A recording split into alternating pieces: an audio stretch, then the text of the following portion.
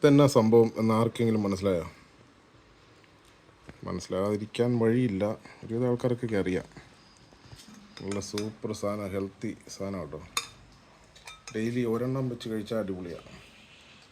കണ്ടോ, തേൻ ഒലിച്ച് വരുന്നത് എന്നാന്ന് പറയാമോ? ഇതായ സാധനം പുറത്തോട്ട് വരുന്നു.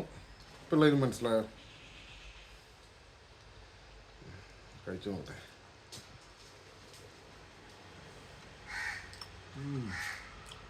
കൊള്ളാം കൊള്ളാം. ഡെയിലി ഒരെണ്ണം രാവിലെ. നല്ല നെല്ലിക്ക, നാടൻ നെല്ലിക്ക കേട്ടോ. ഇന്നലെ വാങ്ങിക്കൊണ്ട് വന്നതാണ് പാലായിന്ന്.